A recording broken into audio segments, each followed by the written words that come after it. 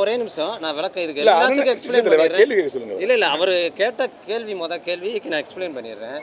ஆக்சுவலாக வந்து இந்த கதையை வந்து ஒரு அவுட்லைன் யோசித்தேன். என்ன தெரியுங்களா, ஒரு நல்ல மனிதன் தேர்தலில் தோக்கடிக்கப்பட்டு அவரை தோக்கடிச்சு சாகடிச்சு எத்தனையோ பேர் நீங்களே சொல்லியிருப்பீங்க. விஜயகாந்த் சாரை சொல்லியிருப்பீங்க, காமராஜர் சார் சொல்லியிருப்பீங்க, பக்தாச்சலம் எவ்வளோ பேர் சொல்லியிருக்கீங்க, ஜீவா எத்தனையோ பேரை வந்து சொல்கிறீங்க, கக்கன் எல்லாத்தையும் சொன்னீங்க. அப்போ இதெல்லாம் எப்படி நடந்துச்சு? ஏன் அவங்க தோக்குறாங்க?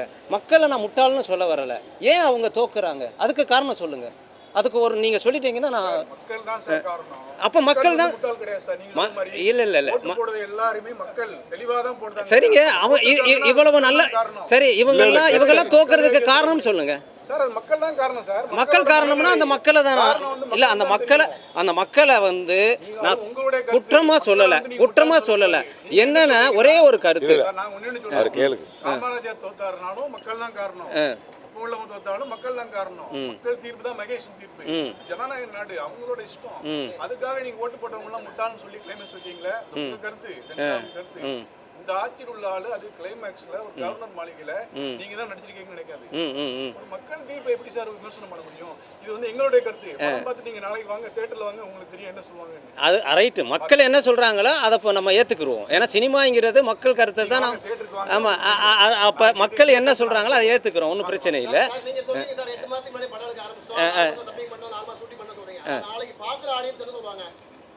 சார்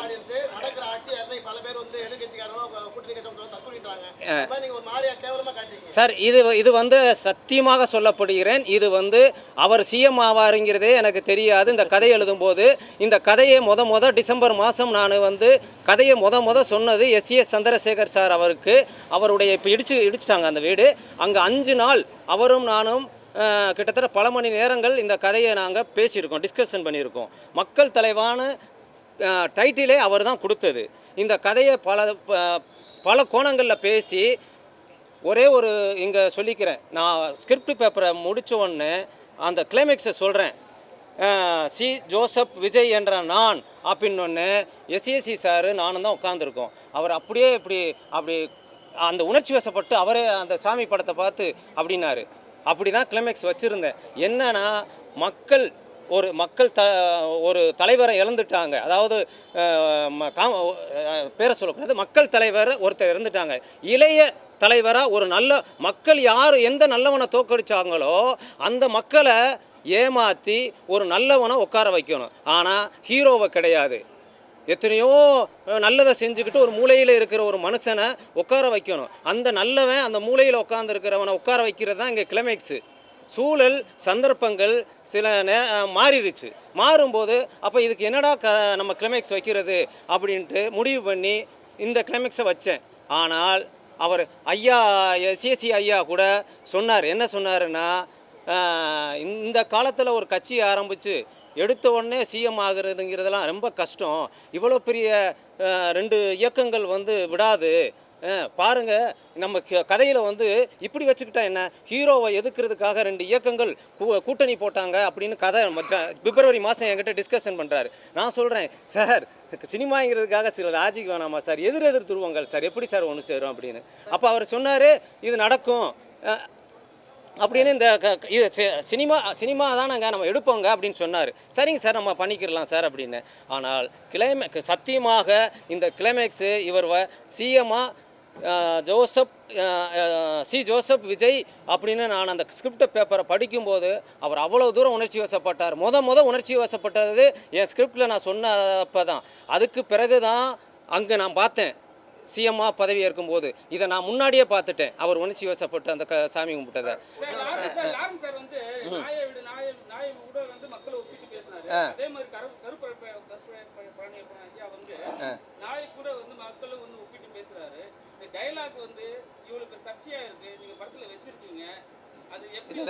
புரியல எனக்கு என்ன சொல்றீங்க.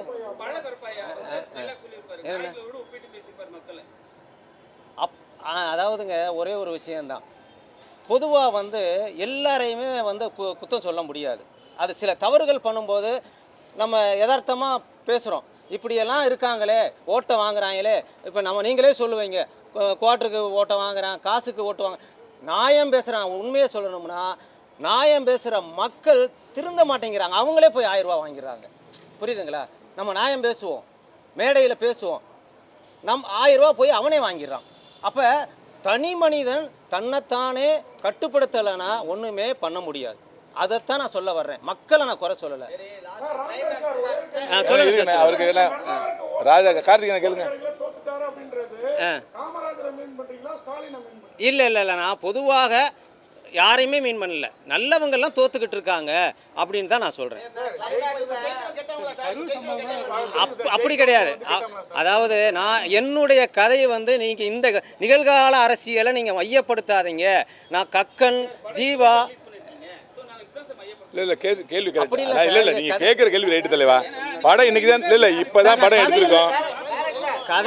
கதை எழுதின காலம் வேற, ரிலீஸ்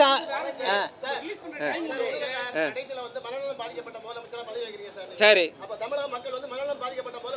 சார், அது சந்தர்ப்பங்கள் அப்படி ஆயிருச்சு. இது கிளைமேக்ஸ் வந்து நான் முன்னாடியே 2 கிளைமேக்ஸ் வச்சிருந்தேன்.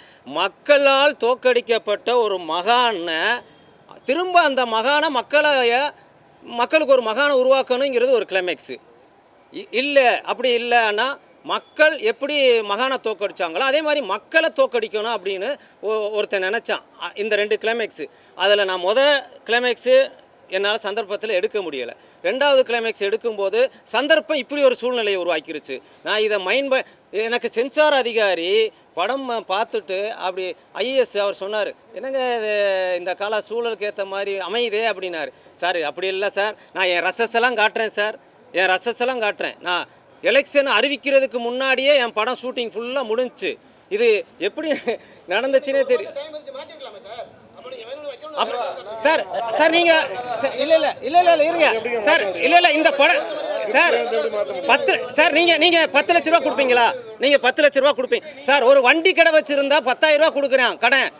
சினிமாவுக்குன்னு போனால் 100 ரூபா கூட கொடுக்க மாட்டேங்கிறான். எப்படி நான் மாற்றுவேன்? எனக்கு மாற்றணும்னு ஆசை தான். ராதா ரவி சாருக்கு கேளுங்க சார், இப்படி ஒரு சம்பவம் நடந்துருச்சு, கிளைமேக்ஸை மாற்றிடலாமா சார்? நான் ஒரே ஒரு விஷயம் சார், அதாவது இன்றைக்கி இருக்கிற சிஎம்மை வந்து நான் வந்து தப்பாக சொல்லலை. நான் அவர் அழகு பார்த்தவன். இந்த கதை வந்து சிஎம் சாருக்கே தெரியும். அதே நேரத்தில் இன்றைக்கி மீனவத்துறை அமைச்சராக இருந்தவர் தான் அந்த பாட்டிலுக்கு 10 ரூபா நடிக்க வேண்டியது. அவர் என் ஆஃபீஸில் நானெல்லாம் டிஸ்கஷன் பண்ணியிருக்கோம் இந்த கதையை. சூப்பர், இந்த இதில் நான் எங்கேயோ போவேன் அப்படின்லாம் சொன்னவர். ஏன்னா அவங்களுக்கெல்லாம் இந்த கதை தெரியும். ஆனால் அவர் சிஎம் ஆனது என்ன, இது எதாச்சியாக நடந்தது, கிளைமேக்ஸும் எதாச்சியாக நடந்தது.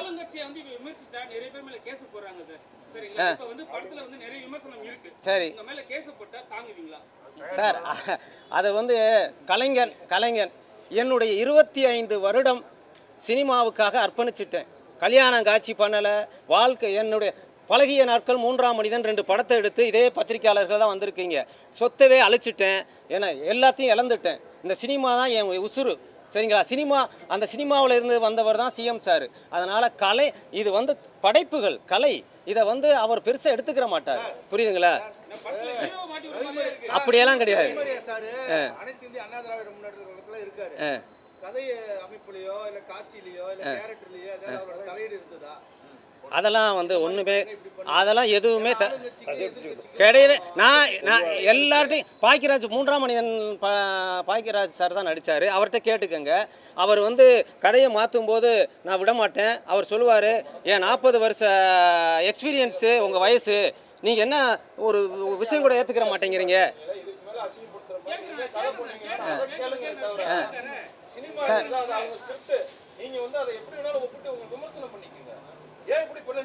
நீங்க இல்ல நான் ஒரே ஒன்று விஷயம் சார், இல்ல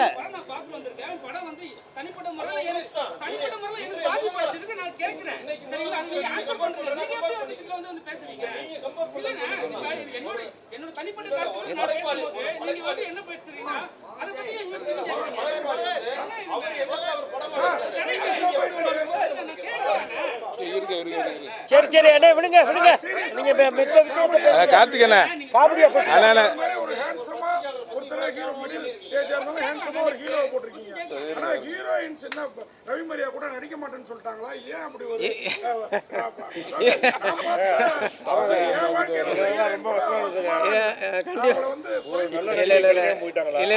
ப்ரொமோஷன் கூட வரல. ஏன் அப்படிப்பட்டவங்களை தேர்ந்தெடுத்து இல்லை சார், வந்துச்சு ஆடியோ லான்ச்சுக்கு தான் வந்துச்சு. அந்த ஆடியோ லான்ச்சில் வந்தாங்க சார். என்னன்னா ஒரு சின்ன சென்டிமெண்ட் தான் சார். என்னன்னா 15 வருஷமாக சினிமாவில் போராடிக்கிட்டு இருக்கேன் சார். அழகுன்னு யாருமே வாய்ப்பு கொடுக்கல சார். நடிப்பேன் சார், நல்லா நடிப்பேன் சார், நல்லா டான்ஸ் ஆடுவேன் சார், ஒரே ஒரு வாய்ப்பு கொடுங்க சார். செத்துலாம் போல் இருக்குது, எனக்கு அவ்வளோ மன உளைச்சலில் இருக்கேன், என் சொந்த பந்தமெல்லாம் கேவலமாக பேசுது அப்படின்னு சென்டிமெண்ட்டாக சொன்னாங்க.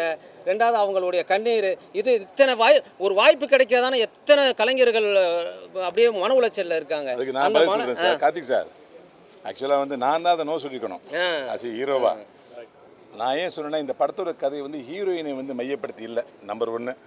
ரெண்டாவது, அந்த படத்தை நீங்கள் பார்த்துருப்பீங்க, ஒரு டூயட் ஒரு சீன் தான். அப்போ டைரக்டர் ரொம்ப கஷ்டப்பட்டு படம் எடுத்தார். இவங்க 2 பேரோட உதவினா படமே ரிலீஸ் ஆகிருக்கு. அப்போ அன்றைக்கி ஹீரோயினை தேடும் போது 5 லட்சம் 10 லட்சம் போது அவங்களால கொடுக்க முடியல சார். அஸ் ஹீரோவாக இது போதுங்கன்னு நான் தான் ஒத்துக்கிட்டேன். ஆமாம், இதுதான் உண்மை, இதுதான் உண்மை. இல்ல எனக்கு என்னன்னா சிலுக்கோர்பட்டி சிலுக்கும் எங்களை கொஞ்ச நேரம் இருந்தாலும் கவர்ந்துட்டாங்க. ஆனா அது இன்னும் ரீச் ஆயிருக்கும், கொஞ்சம் அழகா போட்டுருந்தா அப்படின்னு. உண்மையும் கேள்வி நியாயமானது. அவரே ஃபீல் பண்ணாரு. But because of budget sir, ஓப்பனா சொல்ல போனா. அதாவது சிஎம் பதவியோட உங்களுக்கு பணம் தான் முக்கியமா? சிஎம் பதவி கிடைக்கல, நாம போராடிக்கிட்டு இருக்கோம், நீங்க சிஎம் பதவி வந்து விட்டுட்டு ஓடிடுறீங்க. நீங்க அண்ணன் ஒரு கேள்வி கேட்டார், ரவிமரியா ஏதாவது தலையிட்டாரான்னு கேட்டார் அண்ணன். ஒரு அண்ணன், நான் தலையிட்டு அந்த கேள்வி நான் கேட்டிருப்பேன். நான் இந்த பிறகு எவ்வளோ படம் நடிச்சிருக்கேன். நான் ஒரு டைரக்டர் இருக்கிறதுனால டைரக்டரோட ஸ்கிரிப்ட் வந்து அப்படியே கன்சியூவ் பண்ணி செல்லுலாட்டில் கன்வெர்ட் பண்ணணும்னு நினைப்பேன் எப்பயுமே. அதனால அவர் சொன்னதான் சார் செஞ்சேன். இதான் உண்மை. நீங்கள் படம் பார்த்துருப்பீங்க, கிளைமேக்ஸில் நான் இல்லை. வேறு எந்த ஹீரோ அண்ணன் கார்த்திக் அண்ணன் வேறு எந்த ஹீரோ நடிச்சிருந்தாலும் அந்த ஹீரோ கிளைமேக்ஸில் அவர் தான் கிளைமேக்ஸை முடிப்பார். முடிப்பாருண்ணே. உண்மையிலே ஒரு படம் எடுக்கணும்னா எவ்வளோ கஷ்டம், அந்த படத்தை ரிலீஸ் பண்ணுறதா இருந்தால் எவ்வளோ கஷ்டம்.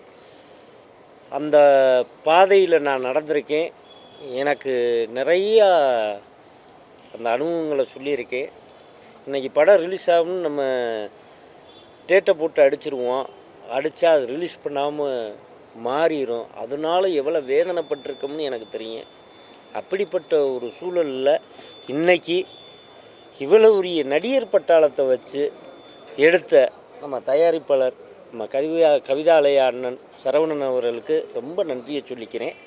அது மட்டும் இல்லை, என்னுடைய மாம்சு வருணுக்கு ரொம்ப நன்றியை சொல்லிக்கிறேன்னு.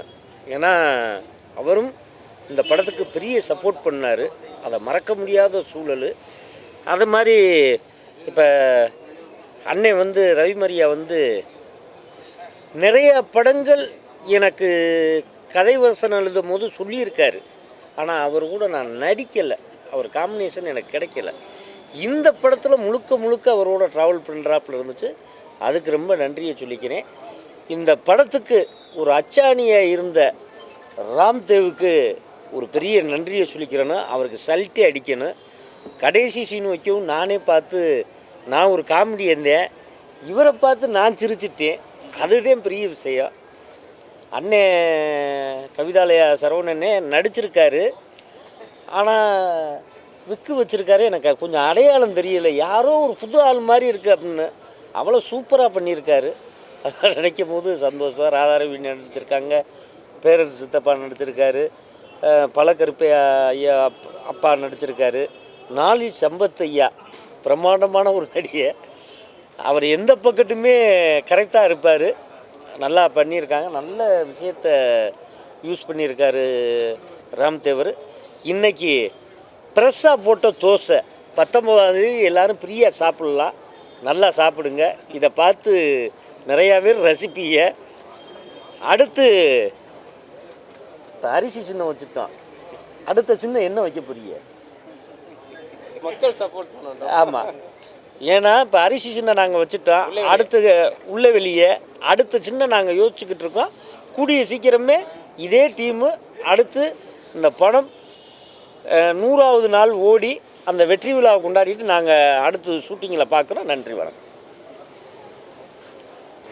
எங்களின் அழைப்பை ஏற்று வருகிற 19ஆம் தேதி வெளியாக போகின்ற எங்களது மக்கள் தலைவா படத்தின்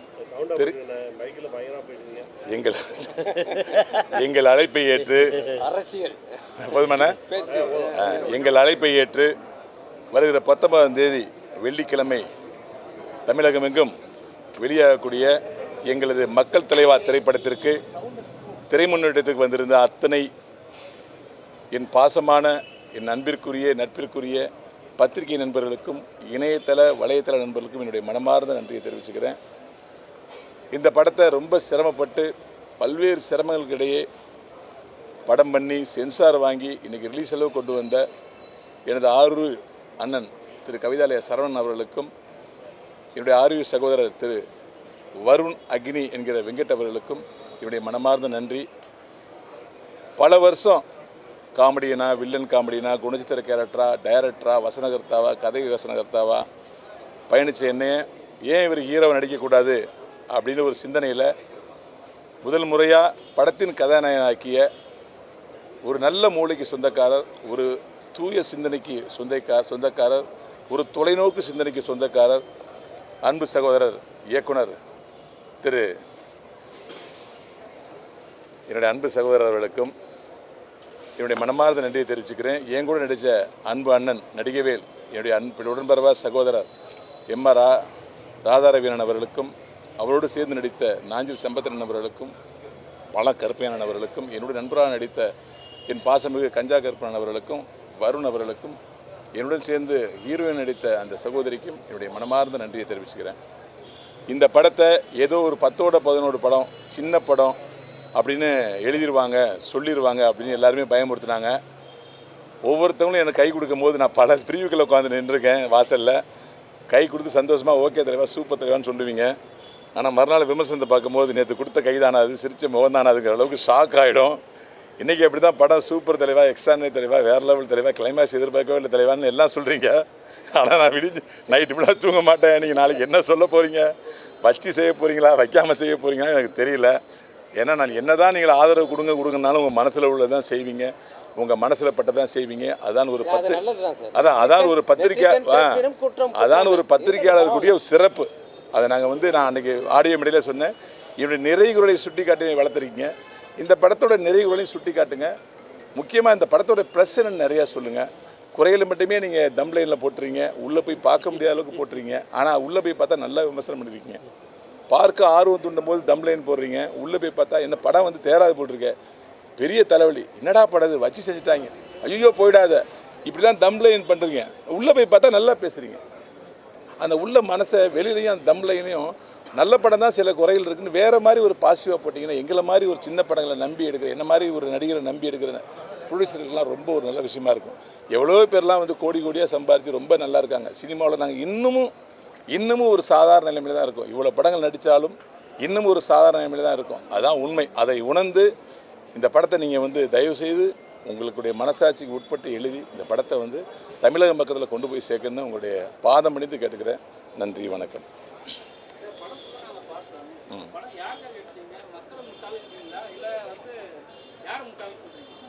நீங்கள் எப்படி இந்த விமர்சனத்தை எடுத்து தான் போகிறீங்க. இது மக்கள் முட்டாள் நினைக்கிறாங்களா, யாரை முட்டாள் நினைக்கிறாங்கன்னு. அதனால் நீங்கள் என்ன நினைக்கிறீங்க எழுதியிருக்கீங்க தலைவா.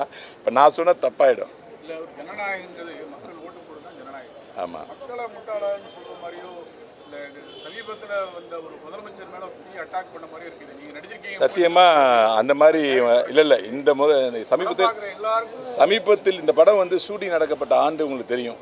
இந்த படம் ஆடியோ டப்பிங் இப்போ ஆண்டு டப்பிங் தேட்டரில் கேட்டுங்க. இந்த படம் எடுக்கும் போது தாவேகா நிற்கவே இல்லை எலெக்ஷனே அனௌன்ஸ் பண்ணல. உங்களுக்கு தெரியும் தாவேகா எத்தனை சீட்டுகளை பெறுன்னு கூட யாருக்கும் தெரியாது. இந்த படம் ஷூட்டிங் நடிக்கும் போது எலெக்ஷனே வரல. இது கிட்டத்தட்ட ஒரு 8 மாதத்துக்கு முன்னாடி ஷூட்டிங் முடிக்கப்பட்டு 4 மாதத்துக்கு முன்னாடி டப்பிங் முடிக்கப்பட்டு இப்போ ரிலீஸ் ஆகுது. அது மட்டும் தான் உண்மையை தவிர இந்த படத்தோடைய கிளைமாக்ஸுக்கும் இப்போ நீங்கள் கேட்குற இந்த தாவேகா ஆட்சியோட இதுக்கும் சம்மந்தமே இல்லைங்கிறது எங்கள் சென்சாரை பார்த்தா உங்களுக்கு தெரிஞ்சிருக்கும். சென்சார் டேட்டை பார்த்தா தெரிஞ்சிருக்கும். இதான் உண்மை. இதுக்கு இவரே பதில் சொல்லுவார். ஏன்னா டைரக்டர் இது ரெஸ்பான்ஸு தீர்மானி அதுவும் அப்போது ஒரு ரவிமரியா ஒரு ஹீரோவாக நான் கிளைமேக்ஸில் வரேன்னு அடம்பிடிக்கவே இல்லை. உங்கள் கதை என்ன கேட்குது பண்ணீங்கன்னா நான் கிளைமேக்ஸில் இருக்க மாட்டேன். பார்த்தீங்களா, நான் எங்கே இருக்கேன்னா அப்போ எவ்வளோ தூரம் டைரக்டர் சொல்படி நான் நடந்துக்கன்னு பார்த்துங்க. இவர் சார் இந்த கதையில எல்லா கட்சி ஆட்களும் இருக்காங்க, எல்லா கட்சி ஆட்களும் இருக்காங்க. பத்திரிகைத்துடைய இதுக்கு மேல கேவலப்படுத்தி இனிமே ஒரு படம் வருமானு தெரியல. என்ன அப்படி சொல்றீங்க? என்ன நான் உங்களை காசு வாங்கிட்டு தான் பண்றாங்கிறதா? இல்ல அது தவறு, இல்ல தவறு, அது வைக்கக்கூடாது. மன்னிப்பு கேட்டுக்கிறோம். அது வந்து காமனாக ஒரு ரைட்டராக யோசிச்சது. சத்தியமாக உங்களை நான் என்றைக்குமே நேசிச்சுட்டு இருக்கேன். நாங்களாம் நான் பார்த்துட்டேன் தலைவா. இங்கே பாருங்க, நான் தான் சொன்னேன்ல, ஒரு டைரக்டரோட நான் தலையிட மாட்டேன். உங்களை மன்னிப்பு கேட்குறேன், அது என் உரிமை. இவரோட கிரியேஷனில் போய் தலையிட முடியாது நடிகரா. உங்களுக்கு தெரியுமில்ல, என்ன சொல்லுவாங்க, இவர் ஒரு டைரக்டரு, இல்லை இவர் ஒரு டைரக்டரு, அதனால தான் தலையிடுறாருன்னு எனக்கு கெட்ட பேர் ஆகிட்டு நான் தலையிடுறதே இல்லை சார் எதுலையுமே. இப்போ நான் மன்னிப்பு கேட்குறது என்னுடைய சகோதரர்கள் நான் கேட்குறேன் உங்கள்கிட்ட. சொல்லுங்க. சரி சரி பொறுப்பு நீங்க தான். நீங்க ஒரு தேர்தலை கிண்டல் பண்ணிருக்கீங்க. மக்கள் தீர்ப்பு, மகேசன் தீர்ப்பு, ஒரு பூமாளி முதலமைச்சர் ஆயிருக்காரு. இந்த படத்தோட தீர்ப்பு நாளைக்கு தெரியும், வெள்ளிக்கிழமை தெரியும். அதையே ஏத்துக்கிடுவீங்களா? அது கண்டிப்பா ஏத்துக்கிறேன், அது கண்டிப்பா ஏத்துக்கிறேன். ஏன்னா மக்கள் எங்களோட கருத்தை நாங்க சொல்லிட்டோம். மக்கள் தீர்ப்பு உங்களுக்கு தெரிஞ்சிடும். ஓகே, கண்டிப்பா 4 வாரம் படம், அது கன்ஃபார்ம். எதுவா இருந்தாலும் சார் நான் இங்க பாருங்க, எனக்கு இவர் கிளைம் இன்னும் தெரியுமா உங்களுக்கு, இவர் இந்த படத்துல என்ன கிளைமாஸ் எடுக்கிறாருன்னு தெரியாது. இப்போ சொல்கிறேன் விஜய் சார் சிஎம் ஆனோடனே முதல்ல போய் அண்ணா பெருமையாக இருக்குன்னு போய் வாழ் சொன்னவன் நான் தான். உங்களுக்கு தெரியும்னு நினைக்கிறேன், அதில் மீடியாவில் பார்த்துருப்பீங்க. நின்று நான் 5 நிமிஷம் பேசி வந்தேன். என்ன பேசுனேன் தெரியுமா? நான் ஒரு கட்சியில் வந்து கொள்கை பிரபுத்துவத்தில் இருந்தாலும் உங்களை நான் எந்த இடத்துலையும் தவறாக பேசினதில்லைனா எவிடன்ஸோடு நான் சொல்லுவேன் அப்படின்னேன். அதுக்கு என்ன சொன்னார் தெரியுமா விஜய் சார்? அதெல்லாம் பாலிடிக்ஸ் தான், அது அதோட மறந்துட வேண்டியதானே அப்படின்னாரு பெருமையாக. ஆனால் அந்த நேரத்தில் தாவேக்காவோட சேர்ந்த அத்தனை நண்பர்களும் இல்லை ஆமாம், அதே சமயத்தில் அன்றைக்கி தாவேக்கா சேர்ந்த அத்தனை ரசிகர்களும் அந்த மன்றத்தை சேர்ந்த இல்லைண்ணே சொல்லிடுறேன். தாவேக்கா, அதாவது நான் சொன்னதை ஓப்பனாக சொல்லிடுறேன். ஒவ்வொரு வீட்லேயும் விஜய் சார் இருக்கார் அப்படின்னு அவர் சொன்ன ஒரு இன்டர்வியூவை எலெக்ஷன் டயத்தில் ரவிமரியா விஜய்க்கு சப்போர்ட்டாக சொல்லியிருக்காருன்னு சொல்லிட்டு எல்லோரும் மீம்ஸாக போட்டாங்க. அது எல்லா விஜய் ரசிகரும் நான் இப்போ ஏடிஎம்கே பிரச்சாரம் பண்ண போகிறப்பலாம் தலைவா சூப்பர் இருக்கவே இல்லை, இவ்வளோ தூரம் பேசுகிறவன் இல்லை இப்படி சொல்கிறவன் இந்த கிளைமேக்ஸ் என்னன்னு எனக்கு தெரியாது. நான் இல்லை கிளைமேக்ஸில் உங்களுக்கு தெரியும். அப்போ நான் எம் நாட் ரெஸ்பான்ஸ். ஓகேவா?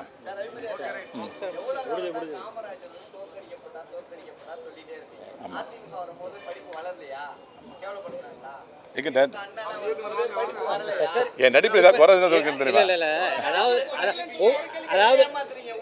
இல்லை காமராஜ்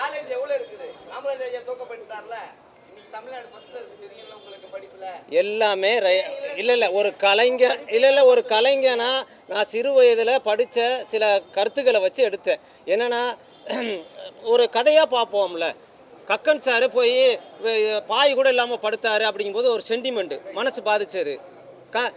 இந்த மாதிரி இந்த பாதிப்பு தான் இந்த படம், வேற ஒன்றும் இல்லை. நல்ல விஜயகாந்த் சார் இறந்தப்ப ஒரு மனசு பாதிச்சது.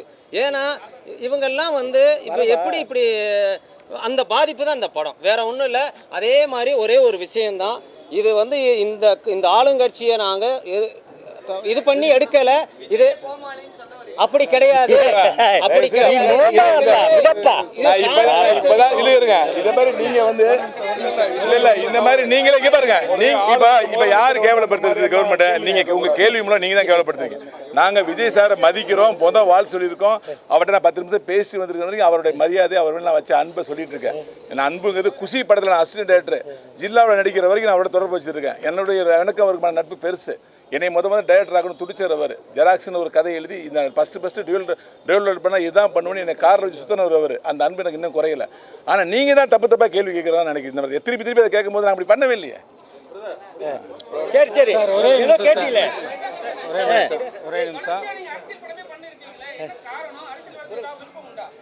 நான் ஏற்கனவே அரசியலில் தானங்க இருக்கேன். ஏடிஎம்கேலதே நட்சத்திர பேச்சாளர். ஏன் மாறப்போறே சார் மாறல சார்? இதில் நான் ப்ரொடியூசரு. என்னையை பொறுத்தளவு நான் எந்த அரசியல் கட்சியிலையும் இல்லை. இன்றைக்கி விஜய் சாரோட தலைமையில் இருக்க நான் போய் 15 மினிஸ்டராக ஜெயிச்சோன்னே நான் தான் போய் சால்வ் போட்டுட்டு வந்தேன். ஏன்னா எனக்கு அரசியல் தெரியாது, அதெல்லாம் இல்லை. இதில் ஒரு சில காமெடிகளாக இருந்தது. நானும் ஒரு சிலது டைரக்டர்கிட்ட பேசி அதில் நிறைய குறைச்சிட்டோம். இந்த படம் முழுக்க அரசியலுக்கு முன்னாடி எடுக்கப்பட்ட படம். மக்களில் ஒருத்தனை எலெக்ஷனுக்கு முன்னாடி எலெக்ஷனுக்கு முன்னாடி எடுக்கப்பட்ட படம். நீங்கள் அந்த டேட்டெல்லாம் பார்த்துக்கங்க.